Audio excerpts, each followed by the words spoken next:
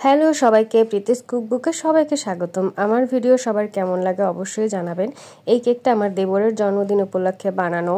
তো বাসায় সবসময় কেক বানালে আমি সিম্পল বানানোর চেষ্টা করি, কারণ বাসায় আসলে এভাবে ক্রিম তেমন একটা কেউ পছন্দ করে না, তাই যতটা সিম্পল করা যায় এর জন্য আমি কেকটা 2টা স্লাইস করে নিয়েছি। আর কেকটা ছিল হচ্ছে 1.5 পাউন্ডের মতন। যাই হোক, খুবই সিম্পল হচ্ছে কি ডিজাইনটা করেছি, সেটা তো আপনারা দেখেছেন যে কীভাবে করেছি। কিন্তু এই সিম্পল ডিজাইন করতে গিয়েও আমার কয়েকটা কালার ইউজ করতে হয়েছে। তো দেখবেন যে হাতে কি পরিমাণে রং ভরছে। এই যে মোটা 2টা স্লাইস করে নিলাম। এখন আমি এটাকে হচ্ছে গিয়ে ক্রাম কোট করে তারপরে ফ্রিজে রেখে দিব। এবং আমি প্রত্যেকটা লেয়ারে হচ্ছে গিয়ে বেশি একটা ক্রিম দেইনি, খুবই কম ক্রিম দিয়ে দেওয়ার চেষ্টা করেছি। সুগার সিরাপ দিয়ে দিলাম, এরপর হচ্ছে গিয়ে ক্রিম দিয়ে ক্রাম কোট করে ফ্রিজে রেখে দেব। এর ফাঁকে আবার আমি কিছু কাজ করেছি, যেমন চকলেট গ্রেট করেছি। 15 মিনিটের মতো ফ্রিজে সেট করতে হয়, সেই সময়ের মধ্যে আবার কিছু কাজ গুছিয়ে রাখছিলাম।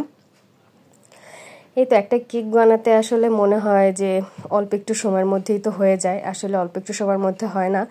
যেমন এই কেকটা বানাতে সময় লাগছে মিনিমাম, বেসটা বানাতে মিনিমাম সময় লাগছে আপনার 30 থেকে 30 না, বেক হইতেই লাগছে 30 মিনিট। তো আরও হচ্ছে গিয়া কি বলে সব প্রসেস কমপ্লিট করতে করতে মনে হয় 1 ঘন্টার কাছাকাছি লাগে। তারপর কেকটা ঠান্ডা করতে হয়, তারপর যখন এই যে ক্রাম কোট করে বের করলাম, এই যে ক্রাম কোট করে রেখে ফ্রিজে রাখতে হয় 15 মিনিট। তারপরে হচ্ছে গিয়ে ফুল কমপ্লিট হওয়ার পরে ফ্রিজে রাখতে হয় মিনিমাম 4-5 ঘন্টা, যাতে কেকটা ঠিকভাবে সেট হয়। কাস্টমারের হাতে পারফেক্টভাবে একটা কেক যাইতে হইলে আমার মনে হয় যে মিনিমাম 1 দিন সময় লাগে, পুরাটা 24 ঘন্টার 12 ঘন্টার সময় অ্যাটলিস্ট লাগে। তাই আমি সবাইকে সবসময় বলি যে আপনারা যখনই অর্ডার করবেন একটু হাতের সময় নিয়ে মিনিমাম 1 দিন 2 দিন আগে অর্ডার করবেন। তো আসলে অনেকে করে কি, বেশিরভাগই আমার কাস্টমাররা দেখা যায় যে বিকেলে কেক লাগবে সকালে নক করে। তো তাদেরকে বলে যে এইভাবে কেক নিলে কিন্তু আসলে আপনারা কিন্তু পারফেক্ট টেস্ট পাবেন না। এই যে আমি খুবই কম ক্রিম দিয়ে কেকটা আর কি কমপ্লিট করে নিলাম, ফিনিশিং দিয়ে নিলাম। এখন হচ্ছে গিয়ে আমি বোর্ডটা ক্লিন করে নিচ্ছি। আমি আসলে কথায় এতটা পটু না, কিন্তু এখন দেখতেছি যে এরকম বড় ভিডিও দিলে বেশ ভিউ হয়। তো এই যে আমি এই ডিজাইনটা করব, আমি আগে টুথপিক দিয়ে ডিজাইনটা করে নিচ্ছি। এরপরে হচ্ছে গিয়ে আমি সরাসরি আগে করিনি, কারণ সরাসরি করতে গেলে ভুল হওয়ার চান্স থাকে। এর জন্য আগে টুথপিক দিয়ে ডিজাইনগুলো করে নিচ্ছি। তারপরে আমি ছোট ছোট আর কি কাগজের কোণ বানিয়ে তার ভিতর হচ্ছে গিয়া বিভিন্ন কি বলে সাদা কালারের ভিতর বিভিন্ন রং দিয়ে তারপরে হচ্ছে গিয়ে কেকটা করার চেষ্টা করেছি। আর এখন যেটা দেখছেন এটা হচ্ছে চকলেট গানাশ।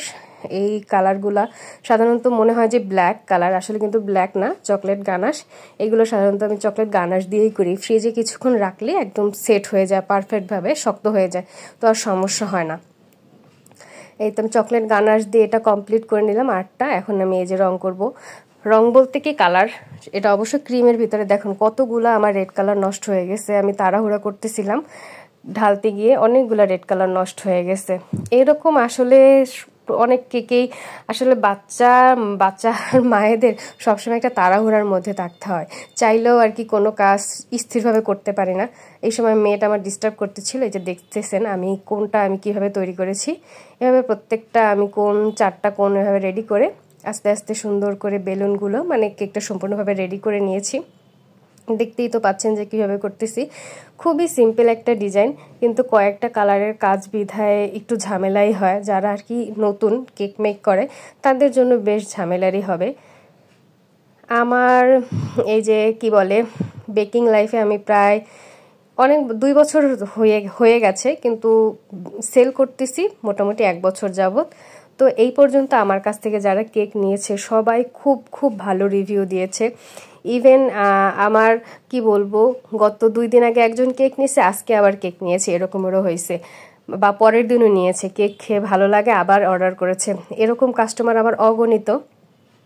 কিন্তু দেখা যায় যে আমি মাঝে মাঝে পেজে অ্যাক্টিভ থাকতে পারি না, বা হচ্ছে গিয়ে মাদারীপুরে থাকি না, তখন একটু বিজনেসে ঝামেলা হয়ে যায়। এছাড়া আমার পেজের আমার পেজ থেকে যারা কেক অর্ডার করে মাদারীপুরের সবাই আমার কেমন জানি রিপিট কাস্টমার হয়ে যায়। যাই হোক, আমার কেকটা প্রায় ফিনিশিংয়ের পথে। পুরোটা আসলে ভিডিওটা ছিল প্রায় 30 মিনিটের মতন, তাও কিন্তু আমি একদম ইন ডিটেলস করিনি। তারপরও হচ্ছে গিয়া ভিডিওটা প্রায় 6.5 মিনিটের মতন হয়ে গেছে। এই তো আমার কেকটা মোটামুটি কমপ্লিট। এরপর আমি সাইড থেকে চকলেট গ্রেট করে দিয়েছিলাম, আমার দেবরের নাম লিখছিলাম হ্যাপি বার্থডে। আর সাইডে আমি চকলেট, আমার হাজব্যান্ড বলতেছিল চকলেট দেওয়ার আগেই ভালো লাগতেছিল, আসলে আমি চকলেট গ্রেট করে দিলে খেতে খুব ভালো লাগে, এর জন্য আমি সাইডে চকলেট গ্রেট করে দিয়েছিলাম। কারণ এমনিতেই কেকটা খুব সিম্পল, তারপর যদি একটু কিছু না দিই, এর জন্যই চকলেটটা দেয়া, কিন্তু খেতে খুব ভালো হয়েছিল। আর এই যে এখন আমি চকলেট গ্রেটটা দিচ্ছি।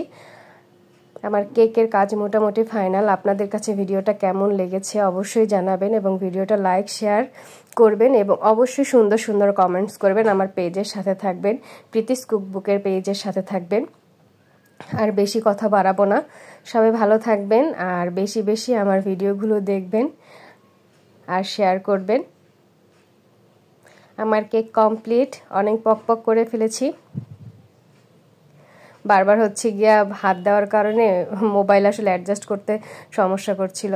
এই যে আমার ফাইনাল লুক, আর আমার হাতের অবস্থা দেখবেন এখনই, এই যে এটা ধোয়ার পরের অবস্থা। তারপরও সবাই খেয়ে খুব ভালো বলেছিল। এখন সত্যি সত্যি টাটা বাই বাই, অনেক পক করে ফেলেছি। এরকম সিম্পল ডিজাইন দেখতে বা সুন্দর আকর্ষণীয় ডিজাইন দেখতে আমার পেজের সাথে থাকবেন অবশ্যই।